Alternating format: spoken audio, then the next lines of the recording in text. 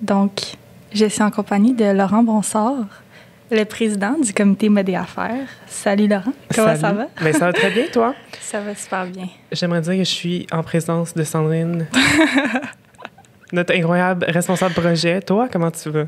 Ça va super bien.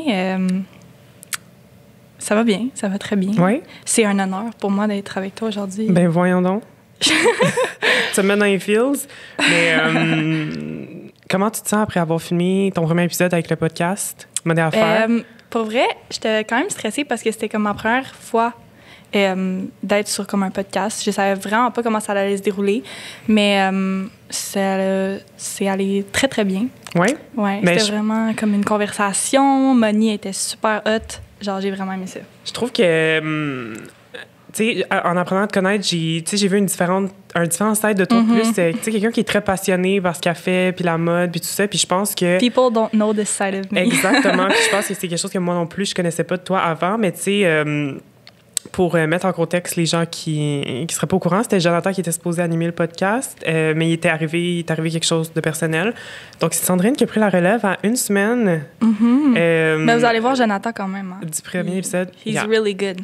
Coming for the next season. Mais, tu sais, je pense que c'est un super beau défi. Puis on vient de terminer l'épisode 1 avec Moni ce matin. Je pense que ça s'est super bien déroulé, mais j'ai vu, comme on a dit plusieurs fois ce matin, je pense qu'on a vu le déclic à la moitié de l'entrevue. Avec Moni, je pense que c'est là que tu t'es vraiment mis à l'aise.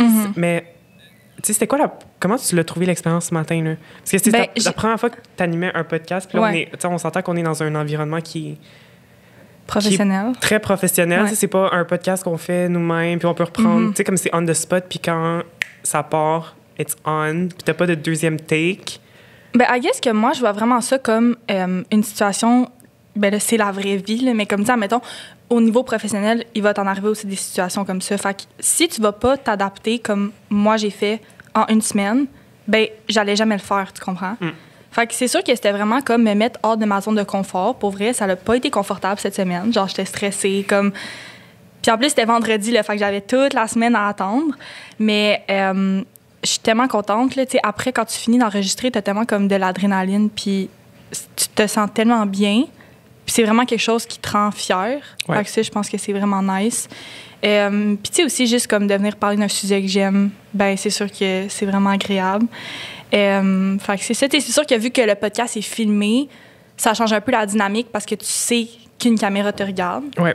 Fait qu'on dirait, je sais pas, on dirait que je faisais comme plus un petit peu attention.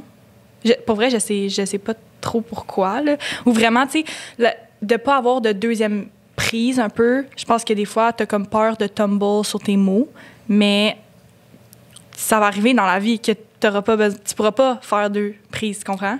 Puis je me souviens qu'on en a discuté cette semaine, puis je te parlais de... quand il y a des choses comme ça, des choses que tu fais pour la première fois qui sont vraiment stressantes, when you do it, you don't realize it. Exactement. Puis je pense que c'est un peu ça. Je pense que là, tu le vois en pratique ce matin, ce que je voulais dire.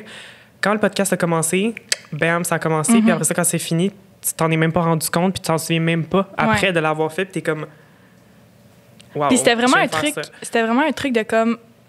Genre, j'ai dit oui, même si j'avais comme des doutes, puis je voulais pas que ça apparaisse à tes yeux. Mais comme, now, genre, ce matin, j'étais comme, you're here. Genre, tu peux pas back out, tu comprends? C'est soit que tu le fais ou que tu le fais, tu comprends?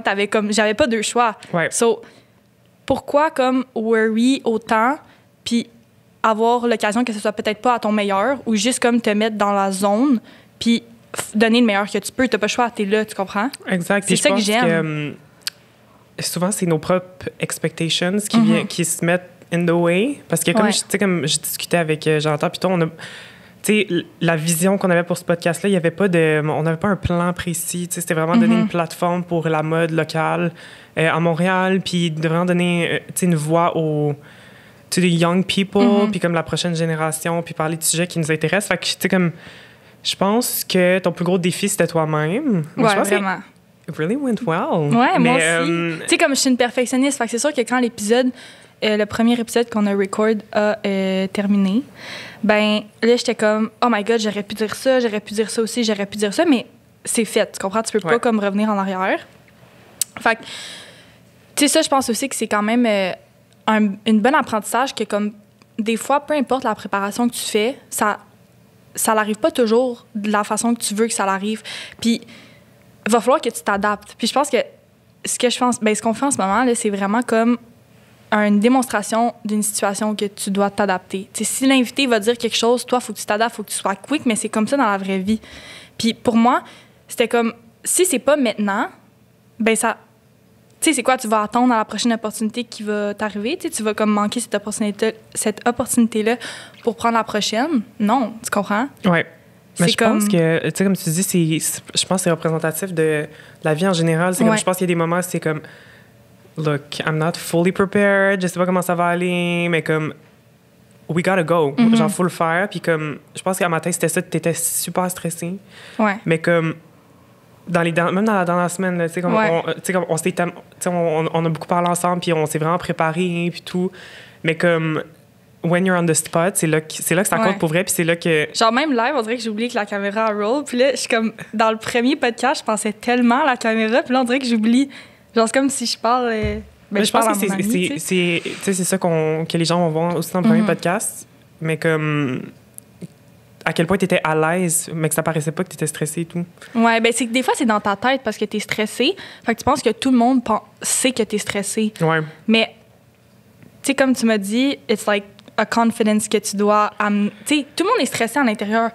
Tu sais, des fois, comme moi, je vois des gens, puis je suis comme, oh mon Dieu, elle est tellement cool, elle, parce qu'elle a tellement pas de l'air stressée, puis elle parle tout le temps à tout le monde, mais ces gens-là aussi ont des insécurités, puis ces gens-là aussi sont perfectionnistes, puis control freak, puis ils veulent que, comme, tu sais, on est tous un peu de même, là, en tant qu'humain.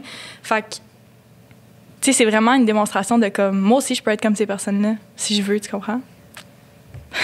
Tu m'enlèves les mots de la bouche, mais c'est exactement ça, pour vrai, là. C'est... You gotta do what you gotta do. Ouais. Puis il faut se faire confiance, je pense que c'est le plus important. Mais tu sais, pour vrai, je pense que ce projet-là, ça laisse de la place à comme beaucoup d'ouverture de conversation. Puis je suis vraiment excitée sur toutes les conversations qu'on va pouvoir avoir ici. Tu sais, les possibilités quand tu parles d'une industrie sont tellement infinies. Puis il y a tellement tu sais, on peut toujours apprendre. Fait qu'il y a tellement de choses à faire. Là, moi, ça... J'ai vraiment hâte pour la suite. Oui. Puis j'ai vraiment hâte à notre prochaine invité qui va s'en venir plus tard. Mais là, probablement que ce qu'on vient de parler, ça va se retrouver comme dans des extras. Ouais, c'est ça. L'application. Sur l'application. So stay tuned, guys. Ouais. Puis, tu sais, juste vous dire aussi que on a vraiment des beaux projets planifiés pour l'année 2021. Yes. Je pense que le CMA, cette année, c'était go big or go home, là. Genre, ouais. On met la marche haute, puis moi, pour vrai, ça m'allume de pouvoir comme grimper cette marche-là avec toi. Genre, je suis tellement excitée, puis... Je pense que vous vous rendez pas compte à quel point moi, je suis encore plus excitée de comme, travailler avec une équipe comme vous, qui est autant motivée pour des projets comme ça. Ouais. Mais comment tu peux pas être motivée pour un projet comme ça, je veux dire? Mais je pense que c'est le fun parce qu'on apporte quelque chose de différent. On cherche à ouvrir des conversations qui n'ont pas nécessairement été comme... déjà initiées, je pense, au HEC. C'est surtout comme... Je pense qu'on peut tous s'entendre que c'est une boîte assez... standard, c'est très Puis c'est difficile quand t'es dans la boîte de comme faire quelque chose qui est différent. Faut que ça provienne vraiment de l'intérieur. T'sais, moi, qu'est-ce que j'ai fait aujourd'hui, ça provenait de l'intérieur. C'était pas comme, mettons, du réseautage au HEC, tout le monde en fait que c'est sûr que tu vas être porté en enfer. Ouais. Mais d'autres activités comme ça va pas venir naturellement parce que t'es dans la boîte HEC, tu comprends? I know. Puis je pense que c'était la mission qu'on voulait donner au comité cette année, d'être comme...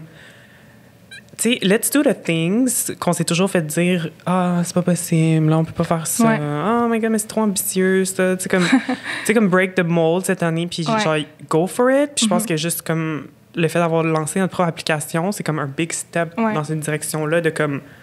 On peut faire vraiment tout ce qu'on veut. Ouais, genre, il n'y a rien qui nous limite, tu sais, dans le fond. Puis c'est vraiment comme une démonstration. On dirait que dans le monde dans lequel on vit aujourd'hui, c'est toujours comme, il n'y a pas de limite. Tu sais, tu vas voir aux États-Unis là, des créateurs qui deviennent big overnight, puis il n'y a comme pas de limite, puis on nous dit tout le temps ça. Mais actually, en pratique, is it really like that, tu sais? Yeah, c'est ça. Faut que tu repousses les limites. Faut que tu ailles, tu sais, ça va pas se faire tout seul. Faut que tu ailles chercher comme tes opportunités aussi. Moi, je pense vraiment que... Puis je trouve que c'est... En tout cas, moi, je trouve que c'est un de mes projets bref qu'on fait cette année, le podcast. Là. Puis là, je suis comme... C'est comme in the flesh. C'est comme... Là, je réalise à quel point c'est comme... T'aimes ça t'entendre parler, hein? Dans le micro. Ouais, dans le micro. Okay, non, Ça pourrait porter à confusion. Ouais, je suis pas si narcissique que ça. Mais non, je suis vraiment contente de où est-ce qu'on s'en va avec le CMA cette année. Puis je pense que it's only gonna get better as the year goes by, dans les prochaines années, puis tout. Fait que j'ai vraiment hâte. Oui. Je suis contente qu'on ait parlé un peu de tout ça. Genre, je pense que ça va être un extra comme talk qu'on va mettre genre, dans du bonus content qui est un peu comme on parle de whatever. Ouais. Moi puis toi, mais non, j'étais contente de parler de comme ton expérience sur le podcast parce que I know you really liked it. Ouais. Puis tu t'es fait confiance puis ça l'a paru. Puis comme là, je pense qu'on a une invitée encore. Ouais, qui s'en vient. Qui s'en vient. Secret. Stay tuned. Mais really excited pour la prochaine invitée qui s'en vient. Ouais. Raki. Ouais, moi aussi. Obsessed with her. Ouais.